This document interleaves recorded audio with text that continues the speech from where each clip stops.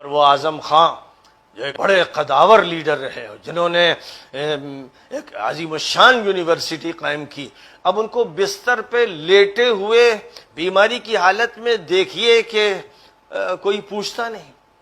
اب صورتحال یہ ان کی نظر آ رہی ہے، ان کے ساتھ جو ظلم کیا ہے۔ حیدرآباد سے اگر اویسی آ جائیں تو انہی کو قائد مان لیجئے، پھر آپ کے پاس اگر قائد نہیں ہے تو آپ اپنی ملت کے قائد کو تسلیم کر لیجئے۔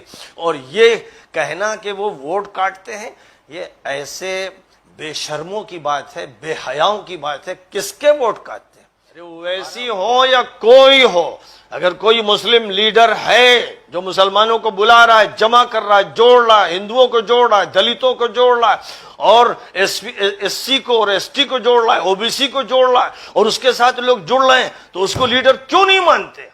میری بار بار درخواست ہے، اب اس وقت مولانا ارشد مدنی امیر الہند منتخب کیے گئے ہیں۔ اگر اس لفظ کے کوئی معنی ہے، اگر یہ لفظ قرآن کی اصطلاح کے طور پر، حدیث کی اصطلاح کے طور پر شمار کیا جا رہا ہے، اور اگر شریعت سے کوئی نسبت ہے، تو مولانا کی ذمہ داری ہے کہ وہ ہر میدان میں امت کی رہنمائی کرے، اور یہ رہنمائی قول سے نہ ہو، عمل سے ہو۔ جس طرح مولانا ابو المحاسن سجاد رحمۃ اللہ علیہ نے سیاسی پارٹی بنائی تھی اور ملکی سطح پر پھر اس کو لے کر آگے بڑھنا چاہیے تھا، اور جمعیت نے بھی ایک فیصلہ کیا تھا ایک موقع پر، اس کے بعد اس فیصلے سے ہٹنا اور وڈرا کرنا یہ کسی طرح جائز نہیں تھا۔ اور ضرورت ہے کہ اب اس وقت جو صورتحال یو پی کی ہے اور پھر پورے ملک کی بننے والی ہے 2022 میں اور پھر 2024 میں، اگر اس موقع پر جو قائدانہ کردار ادا کرنا ہے، جو سیاسی رہنمائی کرنی ہے، جو سیاسی عمل کرنا ہے، اور ملک کو جس خطرناک بحران سے نہیں بلکہ ملک کو جس خطرناک انجام سے بچانے کا کام ہے، اگر اس وقت مولانا نے نہیں کیا تو پھر امیر الہند مذاق بن جائے گا، جمعیت العلماء ایک تاریخ کا حصہ بن جائے گی، اور عوام علماء سے بالکل کٹ جائیں گے۔ علماء کی رہنمائی کے کوئی معنی نہیں ہوں گے۔ صرف مدرسے سنبھالنے اور صرف چند مسئلے بتا دینے سے اسلام کی نمائندگی بہرحال نہیں ہوتی ہے۔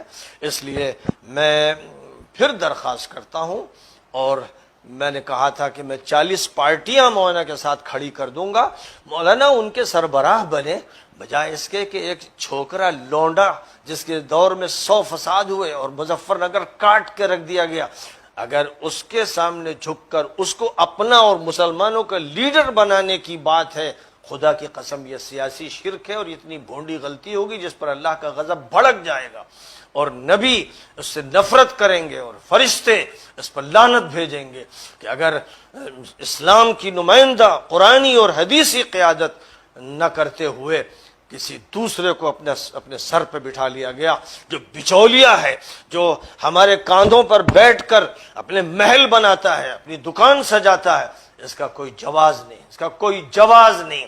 اور آپ سے نہیں بنتا ہے تو میں نے کہا تھا، پھر کہتا ہوں کہ پھر حیدرآباد سے اگر اویسی آ جائیں تو انہی کو قائد مان لیجئے، پھر آپ کے پاس اگر قائد نہیں ہے تو آپ اپنی ملت کے قائد کو تسلیم کر لیجئے۔ اور یہ کہنا کہ وہ ووٹ کاٹتے ہیں، یہ ایسے بے شرموں کی بات ہے، بے حیاؤں کی بات ہے۔ کس کے ووٹ کاٹتے ہیں؟ ہمارا ووٹ ملت اسلامیہ جو 20-25% یو پی میں ہے، پورے ملک میں بھی تقریباً 20-25% کہیں کم اور کہیں بیش ہے، اس کا ووٹ کون کاٹتا ہے؟ اس کا ووٹ برادری واد پر یقین رکھنے والے لٹیرے کاٹتے ہیں۔ اس ملت کا ووٹ کون کاٹتا ہے؟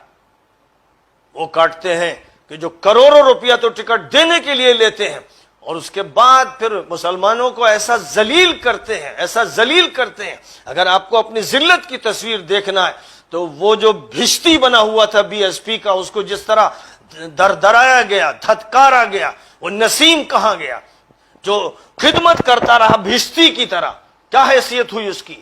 اور وہ اعظم خان جو ایک بڑے قداور لیڈر رہے جنہوں نے ایک عظیم الشان یونیورسٹی قائم کی، اب ان کو بستر پہ لیٹے ہوئے بیماری کی حالت میں دیکھیے کہ کوئی پوچھتا نہیں۔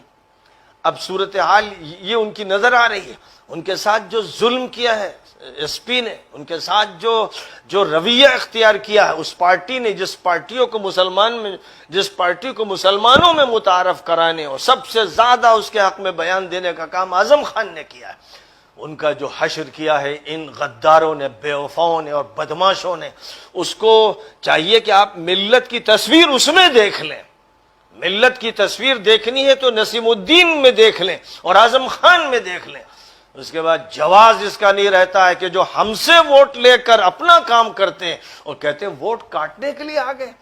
ارے ویسی ہو یا کوئی ہو، اگر کوئی مسلم لیڈر ہے جو مسلمانوں کو بلا رہا ہے، جمع کر رہا ہے، جوڑ رہا ہے، ہندوؤں کو جوڑ رہا ہے، دلتوں کو جوڑ رہا ہے، اور ایس سی کو اور ایس ٹی کو جوڑ رہا ہے، او بی سی کو جوڑ رہا ہے، اور اس کے ساتھ لوگ جڑ رہے ہیں، تو اس کو لیڈر کیوں نہیں مانتے؟ یہ دوغلاپن کیوں ہے؟ یہ اللہ سے لڑائی، اسلام سے لڑائی، نبی سے لڑائی، فرشتوں سے لڑائی کیوں ہے؟ یہ لعنت ہے کانگریس کا ساتھ دینے کی. اس لعنت سے نکلنا پڑے گا ورنہ قوم اٹھا کے پھینک دے گی. اس لیے سن لے، لوگ صاف سن لے، تبصرہ کرنے والے تبصرہ کرتے رہیں. یہ بھی ان پر بھی مار پڑنی ہے جو بدبداتے ہیں اور کچھ نہ کچھ تبصرے چھانٹتے ہیں، منفی باتیں کرتے ہیں. یہ مجرم جن کے دل سیاہ ہیں، یہ قرآن کی بات سننے کے لیے تیار نہیں.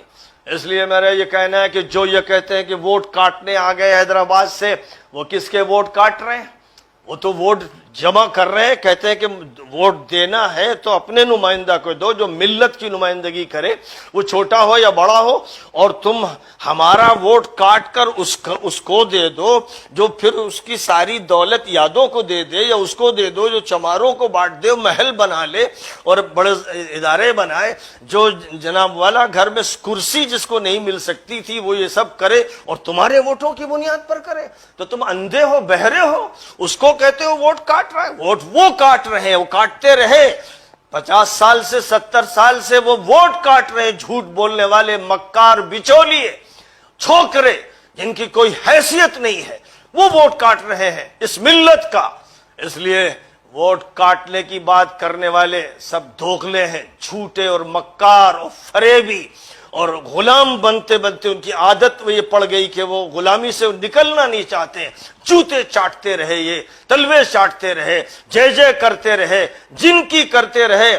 خدا کی قسم عرش لرز جاتا ہے جب کسی شرک کرنے والے اور کفر کرنے والے کی جے جے کی جاتی ہے اور مسلمان کے منہ سے تو اس پر فرشتے لعنت بھیجتے ہیں. اس لیے نظام بدل دینا ہے. اور مولانا ابو المحاسن سجاد رحمۃ اللہ علیہ کی شخصیت کو سامنے رکھتے ہوئے کہ وہ جمعیت کے بھی بانی ہیں، امارت شریعہ کے بھی بانی ہیں، اور مسلم انڈیپینڈنٹ پارٹی کے بھی بانی ہیں، ضرورت ہے کہ ہم پھر اس تحریک کو اور اس مہم کو، اس کام کو زندہ کریں. اللہ تعالی ہم پر رحم فرمائے، ہمیں بصیرت عطا فرمائے اور صحیح فیصلہ کرنے کی صلاحیت عطا فرمائے. وآخر دعوانا ان الحمد للہ رب العالمین. 99 سٹورز کے ذریعے حیدرآباد اور دیگر شہروں میں دھوم مچانے کے بعد ایزی ایکسپریس نے گھر بیٹھے شاپنگ کرنے کے خواہش مند اپنے کسٹمرز کے لیے لانچ کی ہے اپنی ویب سائٹ جس کا نام ہے wholesale99.in. اس ویب سائٹ پر 1000 سے زیادہ ویرائٹیز کے پروڈکٹس موجود ہے. آن لائن شاپنگ کے خواہش مند افراد wholesale99.in پر جا کر اپنا آرڈر بک کر سکتے ہیں اور 100 روپے ڈیلیوری چارج پر آپ کا بک کیا آئٹم آپ کے گھر تک پہنچ جائے گا. پروڈکٹس کی ڈیلیوری آل اوور انڈیا موجود ہے. اس چیز کے ساتھ ساتھ ریٹرن پالیسی بھی موجود ہے جس کے تحت پروڈکٹ پسند نہ آنے پر آپ ایزی ایکسپریس 99 کے پروڈکٹس واپس بھی کر سکتے ہیں. جو آئٹمز دیگر ویب سائٹس پر مہنگے بکتے ہیں وہ ایزی ایکسپریس 99 اسٹور کی ویب سائٹ پر سستے ملتے ہیں. یقین نہ ہے تو آپ wholesale99.in کے پروڈکٹس کے داموں کو دوسرے ویب سائٹ کے پروڈکٹس کے داموں سے ٹیلی کر کر بھی خرید سکتے ہیں. یہ تو تھی بات آن لائن شاپنگ کرنے والوں کی. اب بات کرتے ہیں کاروبار کرنے والوں کی. کاروبار کے خواہش مند افراد 99 اسٹور یا wholesale99.in سے سامان خرید کر امیزون، فلپکارٹ اور دیگر شاپنگ ویب سائٹس پر بیچ سکتے ہیں اور اچھا خاصا منافع کما سکتے ہیں. اس چیز کے ساتھ ساتھ آپ ایزی ایکسپریس کی ویب سائٹ کی بھی فرانچائزی خرید سکتے ہیں اور پروڈکٹس پر 25% تک کا منافع کما سکتے ہیں. ویب سائٹ کی فرانچائزی خریدنے کے خواہش مند افراد تفصیلات کے لیے اسکرین پر دیے گئے نمبرز پر رابطہ پیدا کریں یا وزٹ کریں ہمارے ایزی ایکسپریس 99 کے اسٹورز MPM مال ایبٹس، پوڈیم مال ٹولی چوکی، SMP مال گلزار ہاؤس، اولڈ کرشنا ٹاکس پر.